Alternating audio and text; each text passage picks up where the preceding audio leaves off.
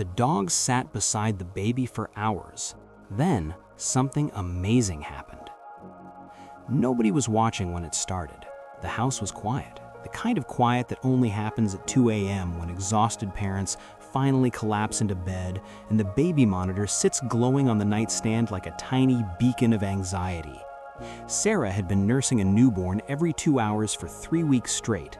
She was running on caffeine, love, and almost nothing else. And then she heard it. Not a cry, not a whimper, just a low, steady sound coming through the monitor. She froze. She pressed her ear against the small speaker, and what she heard made her slip out of bed, tiptoe down the hallway, and quietly push open the nursery door. There was Boone, a 4-year-old golden retriever with a graying muzzle and the gentlest brown eyes you've ever seen, lying flat on his belly beside the crib, nose pressed against the wooden slats, breathing slow and steady as the moon. Inside the crib, baby Lily, just 22 days old, had stopped fussing. She was staring up at the ceiling with those unfocused newborn eyes, and she was perfectly calm. Boone hadn't barked, he hadn't jumped up. He had simply come into the room, lain down beside the crib, and stayed for hours. Sarah stood in the doorway for a long moment. Then she did something she hadn't done in weeks. She cried, not from exhaustion, but from something that felt a lot like wonder. This is the story of what Boone did that night, and the remarkable chain of events that followed. The night everything changed. Lily was born on a Tuesday, 3 weeks before her due date. She was small, 5 pounds and 11 ounces, with lungs that seemed to have no interest in her size. She cried with a vigor that rattled the walls and launched both parents out of their deepest sleep at a moment's notice. The pediatrician said everything was fine. Premature babies, she explained, often have their nights and days mixed up, their nervous system still calibrating to the world outside the womb. What the pediatrician didn't prescribe, and what no parenting book had predicted, was Boone. In the weeks before Lily arrived, Boone had noticed the changes. The crib assembled in the second bedroom, the tiny folded clothes arranged in a dresser, the new smell of baby lotion drifting through the house like a signal. He would walk into the nursery and stand in the center of the room, nostrils flaring, reading an entire library of information that Sarah and her husband Mark could not access. Dogs, after all, live in a world built entirely of scent, and something in that room told Boone, with the certainty that only animals seem to possess, that something very important was coming. When they brought Lily home, Mark knelt on the front porch and held out the hat she had worn in the hospital. Boone sniffed it for a long, solemn moment. Then he looked up at Mark with those amber eyes as if to say, "I understand. I'll be careful." And he was. For the first 10 days, Boone kept a respectful distance. He would watch from the doorway of the nursery, chin on his paws, never entering unless invited. When Sarah brought Lily to the living room sofa, Boone would lie on the rug nearby, relaxed, watchful. When Lily cried and Sarah rushed in, Boone would follow quietly to the door, wait, and then settle himself back down when he sensed everything was all right. But that night at 2 a.m., the night Sarah had finally, desperately fallen asleep, something shifted. Lily had woken up, as she always did, but this time, before Sarah could respond to the monitor, Boone had padded quietly down the hall, nosed open the nursery door, walked over to the crib, and lay down. Lily, who had been working herself toward a full cry, paused. She could sense the warmth. She could hear the slow rhythm of breathing just beside her. The crying never came. Sarah stood in the doorway for 10 minutes watching. Boone never moved. Lily drifted back towards sleep, and for the first time in 3 weeks, Sarah went back to bed and actually slept, really slept, until morning. He hadn't been trained to do it, he hadn't been asked, he had simply decided on his own that this small, helpless creature needed him. More than a coincidence. The next night, it happened again, and the night after that. Boone had established a routine as reliable as a heartbeat. Sometime after midnight, he would rise from his spot at the foot of Sarah and Mark's bed, walk down the hall, and take his post beside Lily's crib. He would stay until the baby was soundly asleep, then return. Sometimes he stayed until dawn. Once, Sarah found him still there at 6 in the morning, watching Lily's chest rise and fall with the focused attention of someone who understood the weight of what they were guarding. Sarah started a journal. She documented dates, times, how long Boone stayed, whether Lily cried, how long she took to settle.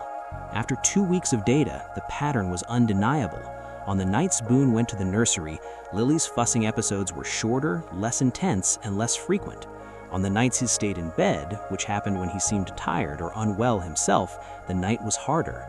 Was it the warmth of his presence, the sound of his breathing, the subtle calming effect of another living heartbeat just inches away? Science, it turns out, has quite a bit to say about this.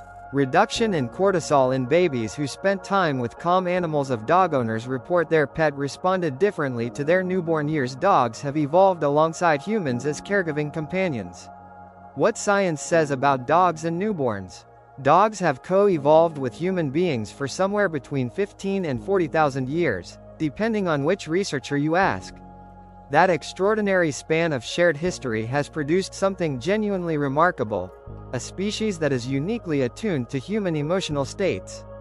Dogs can read human facial expressions. They respond to tone of voice in ways that closely mirror how human children do. They can detect physiological changes, elevated stress hormones, a shift in body temperature, the tiny variations in smell that accompany fear, pain, or distress, long before the humans around them have any conscious awareness of these changes.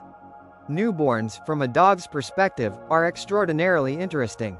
They smell different from adults. The combination of vernix, amniotic fluid, breast milk, and the particular biochemistry of a brand new human being creates a scent profile unlike anything else. Dogs can hear a baby's heartbeat clearly, and research suggests they can detect when that heartbeat is elevated or irregular. They can smell the cortisol spike that precedes a crying episode. In other words, Boone almost certainly knew Lily was about to wake up before Lily knew it herself. Dr. Stanley Coren, a neuropsychologist and leading researcher on canine intelligence, has written extensively about the capacity of dogs to monitor and respond to human vulnerability. Dogs, he argues, have an evolved sensitivity to helplessness, to the signals that indicate a member of the family group needs protection. A newborn baby broadcasts those signals constantly. To a dog like Boone, Lily wasn't just new. She was, in the most ancient and biological sense, a pup. Dogs don't think the way we do, but they feel in ways we're only beginning to understand. Their emotional lives are real, complex, and deeply oriented toward the humans they live with. Dr. Alexandra Horowitz, canine cognition researcher, Columbia University. The sound of safety. There's another dimension to what Boone was doing that is worth understanding. Babies in the womb are surrounded by sound, the whoosh of blood through the placenta, the rhythmic beat of their mother's heart, the muffled voices of the outside world filtered through amniotic fluid. The womb is not silent. It is rich with low, constant, rhythmic noise. The sudden shift to the comparative silence of a crib can be genuinely startling to a newborn nervous system. Boone's breathing, slow, deep, regular, provided something that partially replicated the acoustic comfort of the womb. His warmth radiated through the crib slats. His smell, which Lily had been absorbing since before she was born through Sarah's clothing and the air of the house, was deeply familiar. He was, in the most literal sense, a piece of home. Yellow heart before you read on. Does this story remind you of your own pet? Thousands of families share moments just like this one every day, quiet, unremarkable to the world, but life-changing for the people inside them. If Boone's story moved you, share it with someone who needs a reminder that love shows up in unexpected forms. Share this story, Paw, the moment that stunned the whole family. 6 weeks into Lily's life, something happened that made even the skeptics in Sarah's family fall completely silent. It was a Saturday afternoon. Sarah's mother was visiting, a practical, no-nonsense woman who had raised 3 children and had limited patience for what she called sentimental stories about animals. She was holding Lily on the living room sofa while Sarah made tea in the kitchen. Boone was on his bed in the corner, apparently asleep. Lily had been quietly alert, doing what newborns do, staring at light and shadow with the profound concentration of someone encountering the universe for the first time. Then, without any observable warning, her color began to change. Her lips, around the edges, went faintly bluish. It was subtle, the kind of thing you'd miss if you weren't looking. Sarah's mother wasn't looking. She was scrolling through her phone. Boone was across the room in 3 seconds. He didn't bark. He didn't jump. He stood directly in front of Sarah's mother and made a sound. Not quite a whine, not quite a bark, something between the two, while looking directly at Lily. Then he looked at Sarah's mother. Then back at Lily. He did this 3 times in rapid succession, his whole body taut with urgency. Sarah's mother looked up. She looked at Lily, and then she screamed for Sarah. What followed was a blur of speed and adrenaline. The pediatrician later said it was likely a brief episode of periodic breathing, not uncommon in premature babies, and usually self-resolving. But the color change was real, and Lily was seen and monitored and declared perfectly fine within the hour. The doctor also said this, quietly, as she finished her examination. Good thing someone noticed quickly.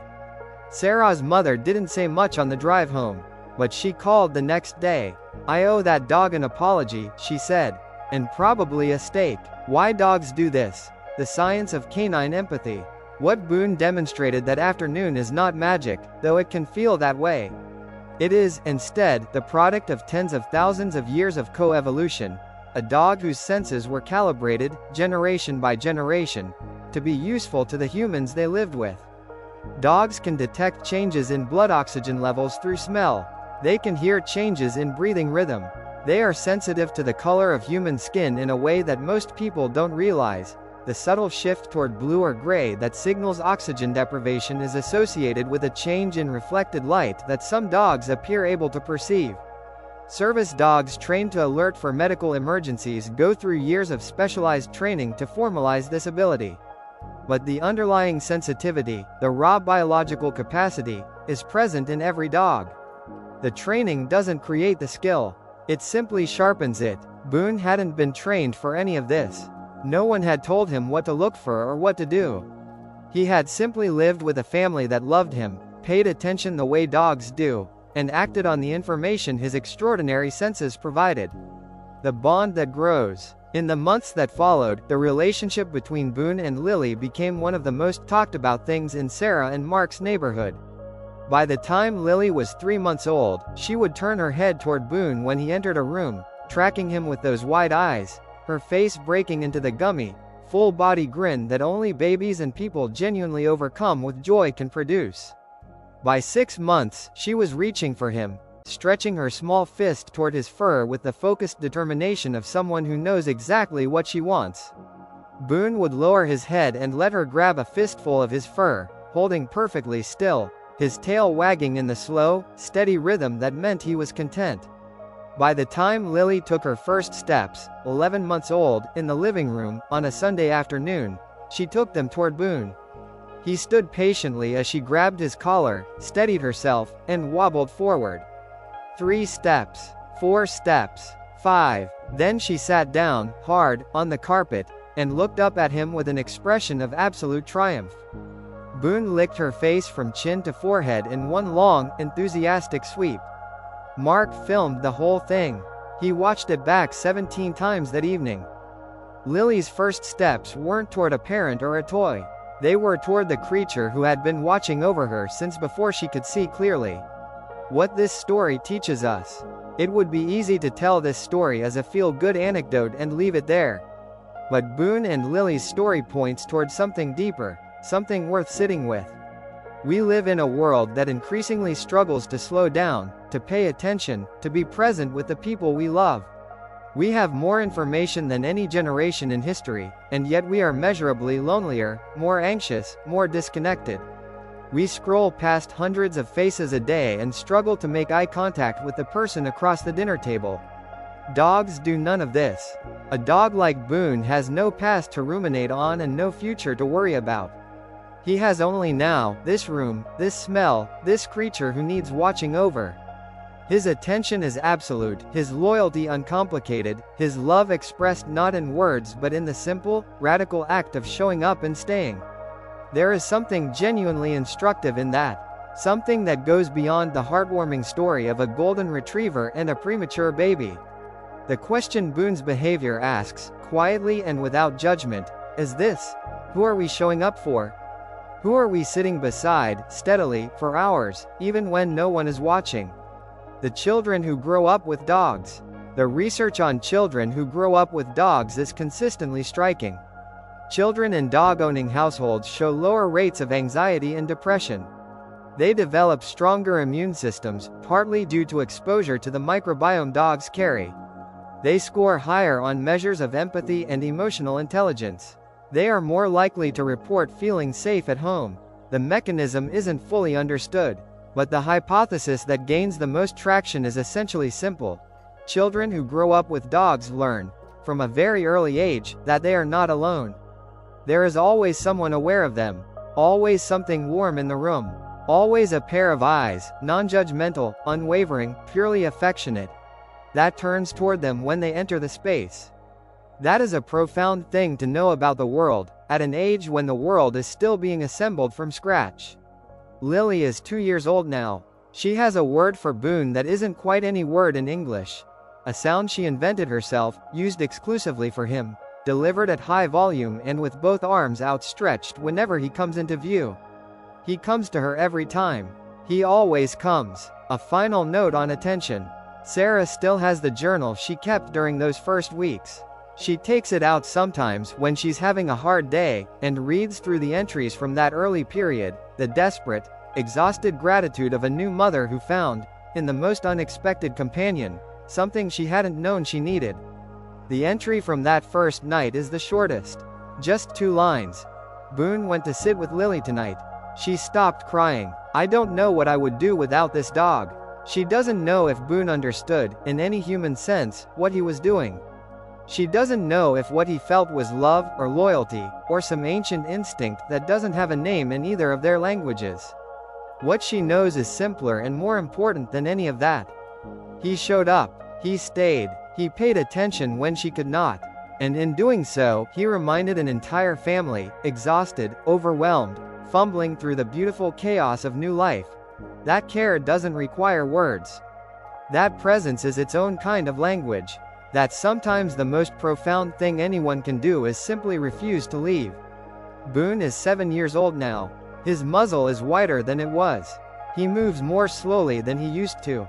But every night, without fail, he makes his way down the hallway, past the bedroom where Sarah and Mark sleep, and checks on Lily before settling himself just outside her door. He has never needed to be asked. He has never needed to be thanked. He is simply, always, there. This story deserves to be shared. Paw. If Boone's story moved you, if it reminded you of your own dog, your own sleepless nights, or the quiet ways love shows up in unexpected places, pass it on. Someone in your life needs to read this today. Share with a dog lover.